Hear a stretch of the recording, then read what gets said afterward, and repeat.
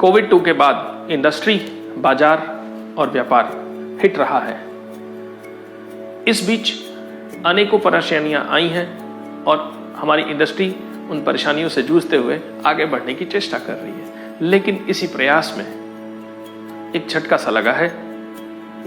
हाल ही में एनजीटी के आए हुए एक ऑर्डर ने, जो 3 जून को आया है, इंडस्ट्री में हड़कंप मचा दिया है। प्लाईवुड और लैमिनेट की इंडस्ट्री पूरी तरह से सकते में है, क्योंकि इसका एक मुख्य रॉ मटेरियल फॉर्मल्डिहाइड, जो विभिन्न कारखानों द्वारा सप्लाई किया जाता है, उन पर एनजीटी के ऑर्डर की तलवार लटक रही है। ऐसा एनजीटी का ऑर्डर फॉर्मल्डिहाइड की यूनिटों पर एनवायरमेंटल क्लियरेंस मैंडेटरी होने की बात कहता है। ये सारी यूनिटें पिछले साल नवंबर के इसी मुद्दे पर परेशान रहीं, उनकी प्लांट्स बंद भी रहे। इस दौरान फॉर्मल्डिहाइड की कीमतें आसमान छूने लगी। जो फॉर्मल्डिहाइड 15 से 17 रुपए के बीच हुआ करता था, जब नवंबर-दिसंबर के दौरान एनजीटी का आदेश आया, वो यूनिटें और इस फॉर्मल्डिहाइड के प्राइस 25 रुपए, 26 रुपए तक पहुंच गए।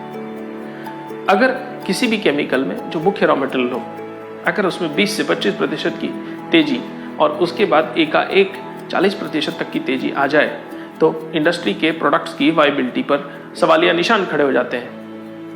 अब यह आदेश दोबारा आ गया है। इस आदेश ने राज्य सरकार के उस सपोर्टिंग डॉक्यूमेंट को भी चुनौती दी है, जिसमें यह कहा गया था कि इंडस्ट्रीज अगर एनवायरमेंटल क्लियरेंस के लिए अप्लाई करती हैं तो उनको चलने दिया जाए। आज फॉर्मल्डिहाइड रिलेटेड इंडस्ट्रीज में माहौल निराशा का है।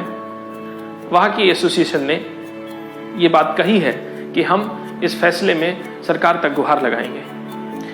Ministry of environment and forest या पोल्यूशन कंट्रोल बोर्ड या स्टेट गवर्नमेंट, तीनों की भूमिका अहम हो जाती है जब कोविड के बीच तमाम कार्य रुके हुए हैं। वहीं पर आज इन यूनिटों को ईसी लेने के लिए जो जरूरी समय की दरकार है, वो उसकी मांग कर रही हैं कि उन्हें वो जरूरी समय दिया जाए। हालांकि 3 जून का ऑर्डर उस मांग पर सवालिया निशान खड़ा करता है, साथ ही ये कहता है कि इसमें ढील नहीं दी जा सकती, क्योंकि ये प्रावधानों के खिलाफ है। आज पूरी की पूरी इंडस्ट्री भयानक मंदी के दौर से गुजर रही है। ऐसे में इस तरह का कोई भी आदेश इंडस्ट्रियल यूनिटों को ना सिर्फ बंद कर सकता है, बल्कि यह किसानों को भी उतनी ही बुरी तरह आहत कर सकता है। किसान यानी जो लोग पॉपुलर और यूकेलिप्टस उगाते हैं, उनका पूरा का पूरा उत्पाद यानी पॉपुलर और यूकेलिप्टस के पेड़ प्लाईवुड और रिलेटेड इंडस्ट्रीज में सप्लाई किए जाते हैं। अगर ये यूनिटें फॉर्मल्डिहाइड जैसे रॉ मटेरियल के लिए रुकती हैं, तो कहीं ना कहीं किसानों के भी रोजगार और उनके आय पर असर पड़ता है। कोरोना में सभी डिपार्टमेंट बंद रहे हैं। कोरोना काल में सभी कार्य ठप रहे हैं, बच्चों के स्कूल से लेकर दुकानें तक।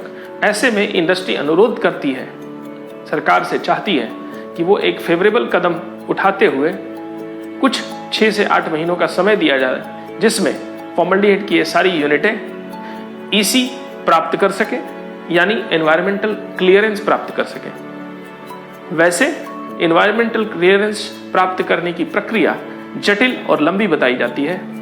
देखते हैं आने वाले समय में हमारी प्लाईवुड इंडस्ट्री, लैमिनेट इंडस्ट्री इस मुसीबत के समय में कैसे बाहर निकलती है। निस्संदेह इसमें राज्य सरकार के साथ साथ केंद्र सरकार का भी उतना ही बड़ा योगदान होगा।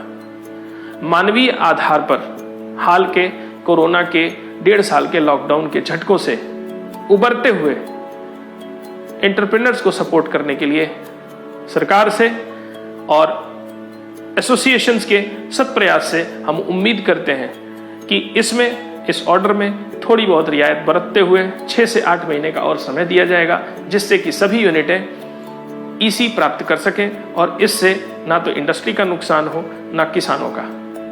इसी कवरेज के दौरान हम जानना चाहेंगे एआईपीएम में प्रेसिडेंट नरेश तिवारी जी से कि उनकी क्या राय है। जिसमें फॉर्मल्डिहाइड यूनिटों के बंद होने से जो हमारी प्लाईवुड इंडस्ट्री पे संकट आया है, उसके लिए विचार विमर्श हुआ। और मीटिंग में ये फैसला किया गया कि जो फॉर्मेली हेड मैन्युफैक्चररों की चाहे राजनीतिक चाहे टेक्निकल जो भी मदद हो उनकी मदद करके इनको चलाई जाए। अगर कोई ब्लैकमेलिंग करेगा उनसे हम हाथ जोड़ के प्रार्थना करेंगे कि हमारे इस संकट के लिए हमें हमारी साथ में सहयोग करें।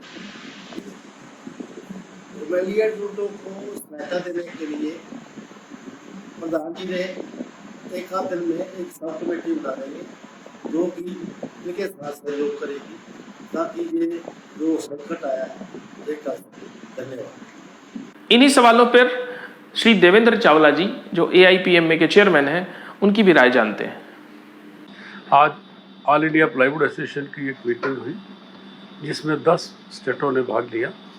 Haryana, Punjab, Kashmir, UP, eastern UP, Delhi, NCR और काफ़ी लंबी डिस्कशंस के बाद इस एसोसिएशन ने यह तय पाया कि हमारी इंडस्ट्री के अंदर जो रॉ मटेरियल की वजह से, लेबर की वजह से, केमिकल की वजह से जो रेटों में इजाफा हुआ है, जो सामान में इजाफा हुआ, उसके अंदर हमने प्लाईवुड कमर्शियल के अंदर, PF के अंदर, फ्लश डोर के अंदर और हमारे बोर्ड के अंदर 6% का हमने इजाफा किया है जो तुरंत प्रभाव से लागू किया जाएगा।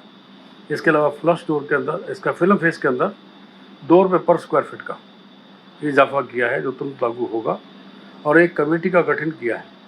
वो कमेटी हमारे टेक्निकल वर्क को और हमारी जो परेशानियां हैं, चाहे वो स्टेट लेवल की हों, सेंट्रल लेवल की हों, हमारी इंडस्ट्री की हों या हमारे साथ जुड़ी हुई इंडस्ट्री की हों, उन सभी परेशानियों को दूर करने का काम करेगी। और हमारी इंडस्ट्री और हमारे साथ जुड़ी हुई इंडस्ट्री और हमारे जुड़े हुए हमारे व्यापारी, चाहे वो हमारे डिस्ट्रीब्यूटर हैं, डीलर हैं, वो इस महामारी के सेकंड दौर से निकलने के बाद जो अनलॉक की हम जो राय, वो लोग अब इस दौड़ में शामिल हों और इस व्यापार को और इस देश को आगे ले जाएं। धन्यवाद।